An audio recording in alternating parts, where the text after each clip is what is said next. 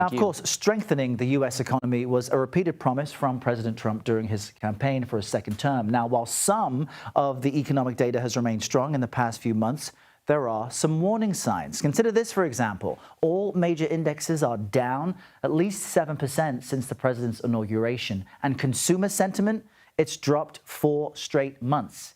CBS News MoneyWatch correspondent Kelly O'Grady joins me here now with more on that. Kelly, great to see you. I want to start, though, with this announcement from the president of this potential rollback of some tariffs for U.S. automakers. Help us understand what is and is not included in that. So remember, there is a 25% tariff for automakers on foreign imported cars coming into the U.S. So even if it's assembled into the U.S., right, there's also parts that are getting charged. There's also a number of other tariffs like steel and aluminum, 25% on imported steel and aluminum. So what we are expecting is that these automakers would still be subject to those auto tariffs, but they wouldn't be subject to the other tariffs like steel and aluminum. Because if you think about it, right, you're building a car. That's a really important component, and you're sort of getting hit as an automaker one after another. And I have some sound from Treasury Secretary Besant when this was announced this morning, and I want to play for you. Sure.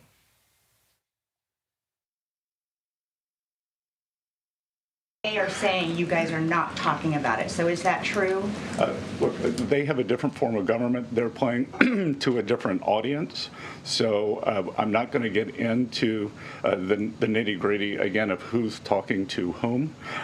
But as I said, I believe for the Chinese, these tariffs are unsustainable. And very quickly, 2 days ago, you said you didn't know if President Trump had spoken to Xi Jinping. Do you know now? Again, I would say Caroline and I have a lot of jobs around the White House. Running the switchboard in one of them. Bloomberg, go ahead. Secretary Besant, thank you so much for being here this morning. So that's some sound I want to talk to you about in a second, because that has to do with China. I thought that there was an auto SOT, but you know, you have to think about it, right? This will help the automakers, and the whole idea is for them to invest more in manufacturing here. But that means they're going to have to spend a lot of money.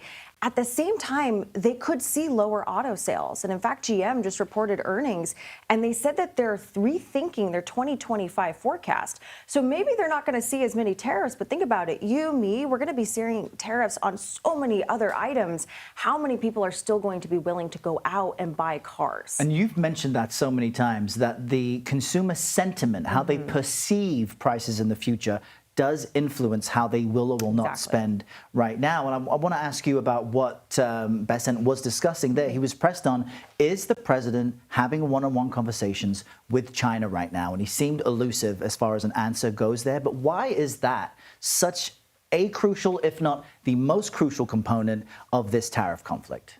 Well, with China, right? I mean, those are the highest tariffs that we are seeing. The U.S. has a 145% tariff on all goods coming from China. China has a 125% tariff on goods coming from the U.S.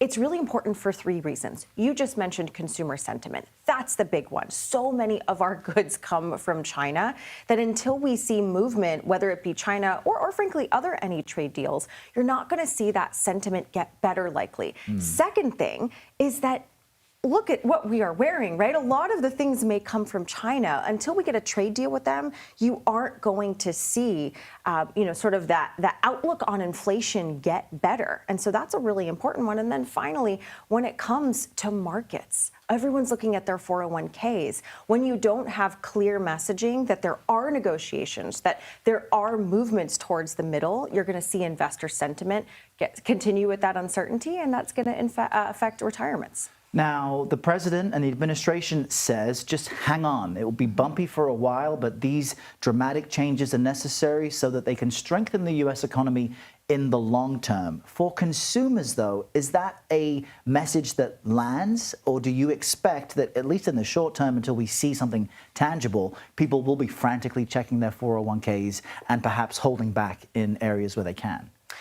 Excuse me. And this is interesting because we haven't seen the rollback in spending yet. We've seen that sentiment. That's something that we're tracking. And over the next few months, we're going to start to see, does that sort of bore out in the hard data? Right now, people actually got ahead of the tariff deadline. They started spending more to try and get goods ahead of those price increases going into effect. But yes, I think you're exactly right. You know, unless you are one of the folks that voted for President Trump and are really committed to this idea that, yes, in the long term, things are going to get better, you are starting to see sentiment weaken for other folks. And that's what we just saw in these polling numbers viewers are looking at. Some 70% of MAGA Republicans say the economy's getting better, but more than 50% of general voters say it's actually not for them right now. Kelly, thanks so much. Great to have you give us an update on all of that.